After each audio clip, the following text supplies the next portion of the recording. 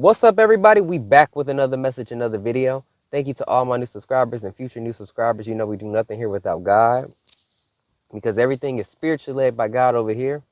We cover the world from a spiritual and physical aspect to get the raw, real, and uncut answers. So anything you hear, anything you see in these end times, may you test the spirits, aka take the words and visuals back to God in prayer, as the end time is filled with many Decepticons sent from the enemy. All right. So today's video is about 5 things God gave me at the beginning of my journey. Okay. Now, look, I didn't know a lot of scripture, and there are many people that are at different levels in the spirit that God can still use. And, there's always a beginning to something with God. So, in order to start, there are tests that you're going to be able to have to pass, like determining whether or not if what you see is from God or the enemy. That's the most important thing. You can't help people if you can't tell the difference. Okay. And it can really lead you into danger if you don't know. So that is a test that you have to pass. And before I get into those 5 factors, I want to tell you guys, you have to put in work. So whatever you sing in your life, whatever you think is confirmation, whatever way you see God operating to communicate with you, you need to write down things. You need to write down the people that cause the spirit of confusion to you, or people that give you clarity. You need to write down what is happening in your life. You need to write down your dreams, or if you think you had a vision, write those down. Record, put it on your phone, write those down so that you compare it to the next time it happens to you. You have to put in work and time in order to understand the gifts that God has given you spiritually. In order to understand God and how he works in your life, you need to put in that work. You can't just sit there and think that you do nothing just because God does fight and protect you, fight battles for you that you can't see and protect you in ways that don't mean you get to sit and do nothing. All right. So the 5 factors, test the spirits with God. That's one thing God told me, especially being in the prophetic side of things. You need to tell people to test the spirits with God. Don't go on your own accord looking for confirmation. Let God bring it to you. So go into prayer so that you can have the best and most detailed answers possible and the best confirmation.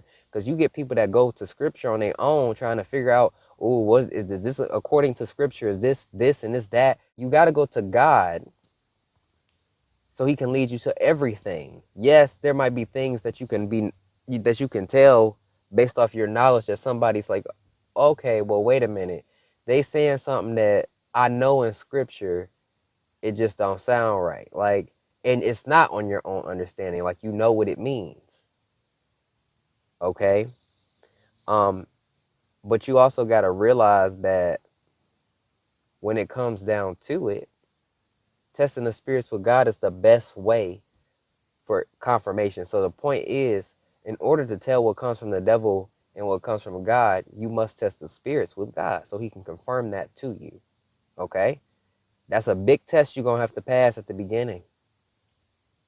A big test. Write and record things down.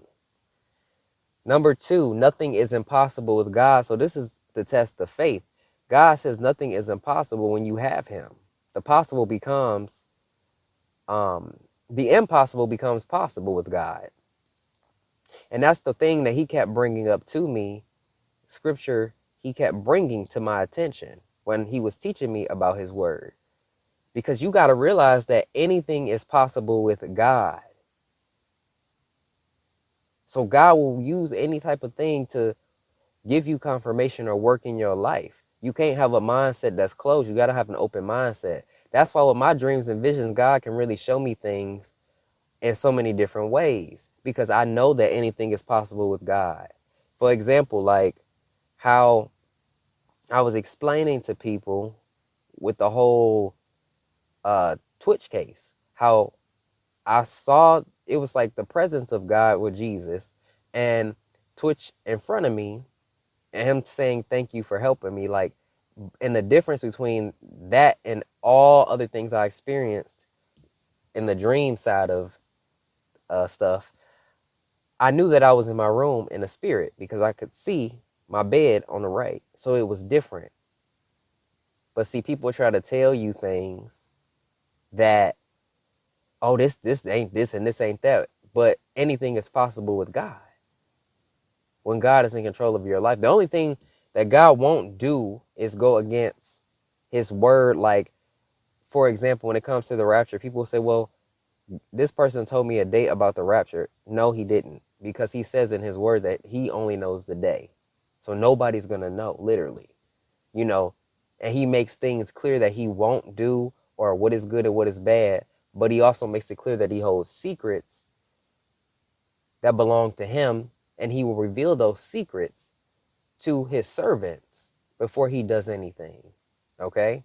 All right. So, number 3, never leave you or forsake you. God is never going to leave you or forsake you. He's proven that to me multiple times throughout this journey, giving people physical world signs never before seen, things that you just cannot explain.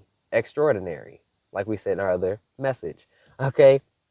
um, he would do that for you, to just to show people, like you were saying about this person, you were saying, like, he doesn't leave you or forsake you ever.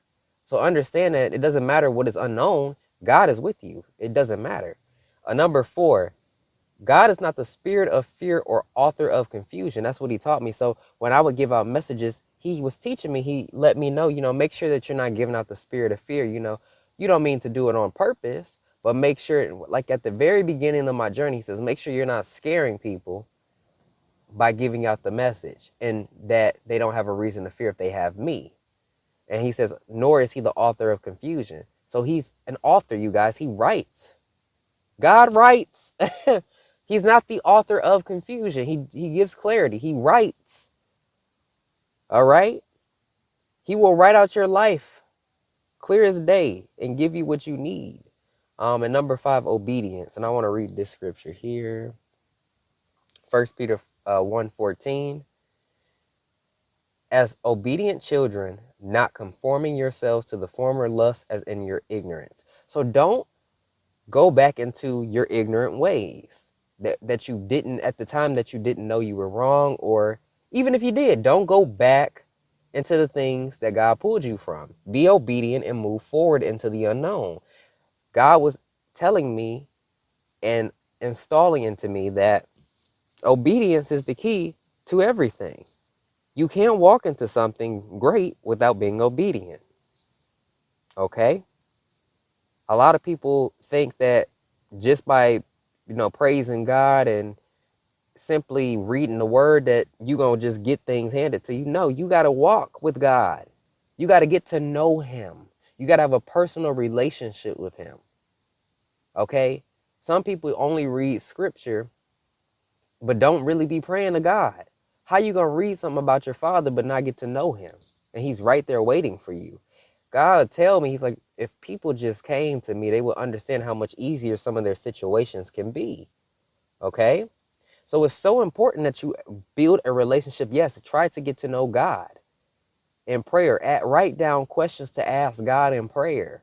Literally, this is the things that I've done at the very beginning of my messenger journey. Okay? And I didn't go to read scripture. I'm not saying that there's anything wrong when you do that. I'm saying you need both. You need to make sure you have a relationship with God and read scripture, because there are things that God holds a secret that isn't in his word. And there are things that you just don't personally get to know about God only reading scripture. So to actually get to know him, you can know of him by reading about him, but to get to know him, listen, I spend a lot of time with God. A lot of people be like, are you sure this is from God, or if this is from the enemy? I spent so much time with God. I cut out people. I cut out distraction. I fasted. I was spending about 24/7 with God for months. It was just me and God. I could hear him clearly, more clearly than I had ever heard ever. I learned about the angels. I started forming relationships with the entire heavenly family. The angels care about us. I met Michael in human form. He came down to test me, and I shook an angel's hand, and I got that story. I cannot wait to tell y'all when the time is God let me tell y'all. I ain't never had that happen before. So you get to know your heavenly family. I call them the heavenly family, God, Jesus, the angels, because they are all looking out for you. And in order to get to know them, you've got to listen into the Spirit. You've got to pray to God. You've got to ask questions. You've got to speak to God. You've got to know how he operates in your life. You've got to be showing God that you want to hear his voice. You've got to show him you are motivated to doing what he wants you to do. You've got to show him that in order to move up. You got to be obedient in order to move up.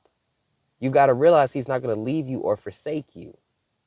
I spent so much time with him but I also listened to signs of the devil. You know, when God allowed me to be tested, I saw the patterns in the devil's moves and how he tries to tempt you. I seen him in my tests and trials. I was in the presence of angels. Michael, he was there because the devil went too far in the tests and trials and tried to kill me in the spirit.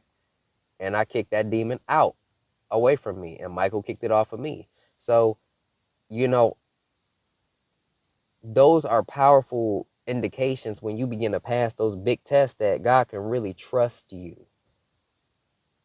That God can trust you. And that you are capable of dealing with what he's going to bring to you. Okay? So the devil don't pull up on me, because if I know that he's there, he already know he gonna fail. He already know what I'm about to expect. But yeah, you guys, it's a lot of work that you do put in with God. You don't just get to sit there and wait. You got to walk into it. You don't wait. You got to walk into it steadily with God. And there are a lot of tests that you're going to have to learn how to pass. It's not easy. Some are going to excel faster than others, but the goal is to get everybody where they need to be. All right? Sitting around moping to God ain't going to get you nowhere. Ask God what he needs you to do. Okay? Peace and blessings, and I will catch you guys in the next one.